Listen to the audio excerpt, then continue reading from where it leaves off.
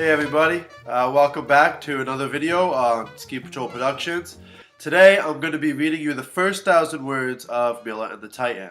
I'm going to start with a little blurb that you'd probably see on the back of the book, and then I'll read you the first 1,000 words, and we'll have you guys on your way and back to whatever you've been doing all day.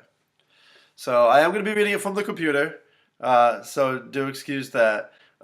This is currently unpublished. I sent it out to a few novella publishers, and hopefully this will build some interest. And if you enjoy what you hear today, then maybe you buy it. And if they don't publish it, then I'm going to do it because I want to get this thing to print and I want to share this with you guys. So here we go.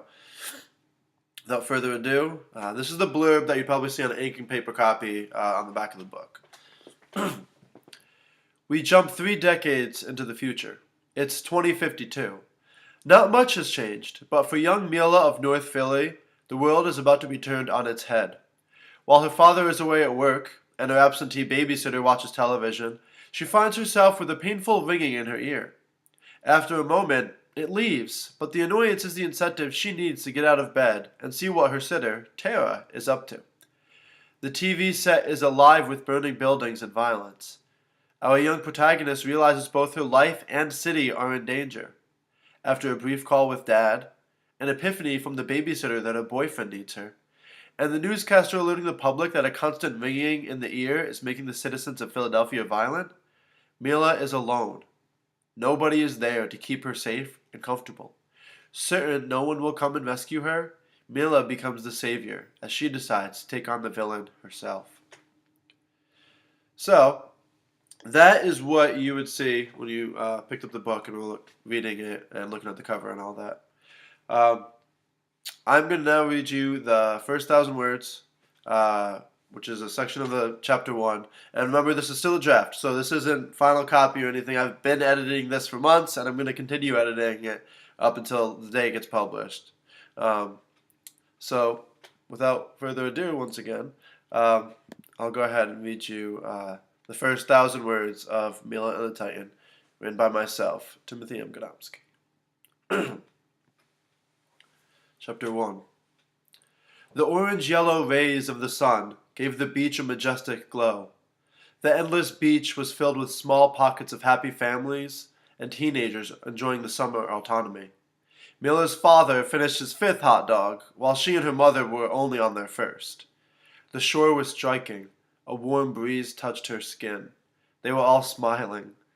Her father had a huge grin nearly reaching his glasses. Her mother, a soft smile that curved neatly into her dimples. A piercing ringing entered her ear. Mila's vision got blurry. She saw her father across the table. A flash! She couldn't see her mother anymore. She woke in her bed. The ringing in her ear subsided. Standing up to stretch, the 9-year-old walked down the stairs.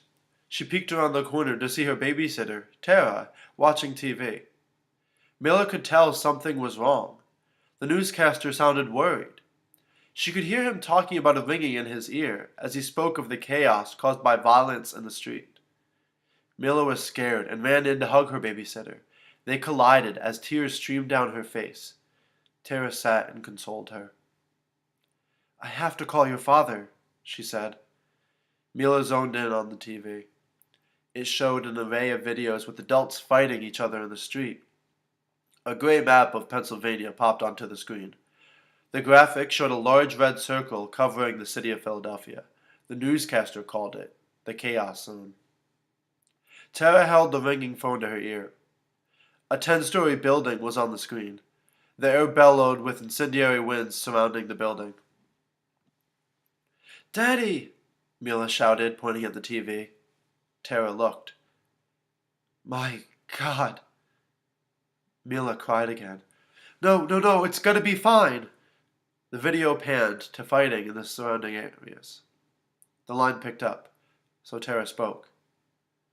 "Mr. Arias? It's Tara. No, she's fine. Yes, we're at home." She checked outside. "Everything seems fine here. We're safe." "Yeah, sure, 1 sec, of course." Facing Mila. "He's okay. He wants to talk to you." Mila held the phone to her ear. "Daddy?" Hi, sweetie. He sounded different. Mila could tell he was trying to be brave, but she could hear the tremor in his voice. Look, I can't get home right now, but I'm perfectly safe. How are you and Tara? I'm scared, Daddy. I saw your building on fire. She was about to cry again. Baby girl, hey, it's okay. Listen, me and some of the other fourth floor guys got out. We're across the street in the bank safe room. Steve freaked out and tried fighting us, but we tied him up and he's in the corner now.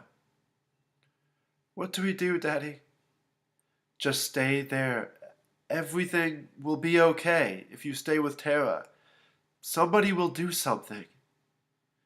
A silent moment passed on the phone as they both contemplated the truth in his statement. We're listening to the radio here. You should do the same. The phone connection began to break. Listen, I love you, Mila girl. Mila, can you Daddy? Mila held the phone to Tara. It stopped. Tara put the phone to her ear. Hello? Shit, the line cut out. Oh, sorry, bad word. That's okay, Mila said. I think now is the right time for bad words. The pair sat silently on the couch, hoping the day wouldn't get worse. Tara began to think of what her next step would be to protect her ward, while Mila couldn't stop thinking of the danger her father was in. There was an explosion on TV. A shoe store, surrounded by conflict, displayed on the screen. No, no, no, no, no! Tara cried out. My boyfriend is working there!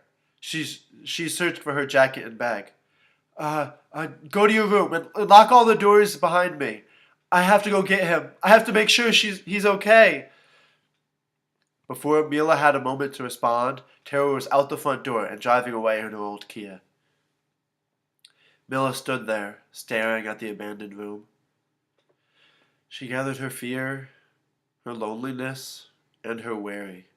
She closed them off and walked to lock the door. Mila shut all the doors and all the windows around the house and locked them. She found the radio and turned the volume on low and picked it up. The TV changed to a gray screen that read, "Please wait for further instructions." As Mila reached to turn it off, a newscaster popped back onto the screen. We've been advised by local authorities to turn off all shortwave radios until further notice. We believe the signal being broadcast from one of the regional stations is causing people to act in an aggressive and frenzied manner. Be advised. Please. The video cut out again.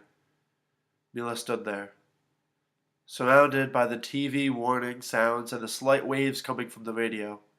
She turned the TV off and sat on the couch, placing the radio beside her. Then she turned that off too. Mila sat in her locked home, knowing or hoping that she was safe.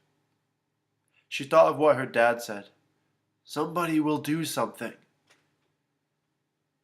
But what if they don't? Mila thought. What if nobody helped? What if I had to be the somebody to do something?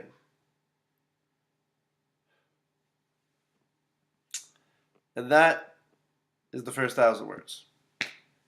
So thank you for listening. I hope you enjoyed what you heard. That's the first section of Mila and the Titan. Currently unpublished, but looking forward to the future to see what I can get done with it. If you liked it, give me a like, follow, subscribe, all that good stuff. Leave a comment below about something that you liked or something that you're hoping to see or you want to know what happens. Go ahead, we're on YouTube, obviously. We're on Facebook and Instagram. So go ahead, follow the different social media platforms to keep in touch with us and see what happens with this book. And as soon as it's released, the links will be up and you'll be able to buy your copy and follow along with what the future holds here. So thanks for coming by today and see you next time. Bye.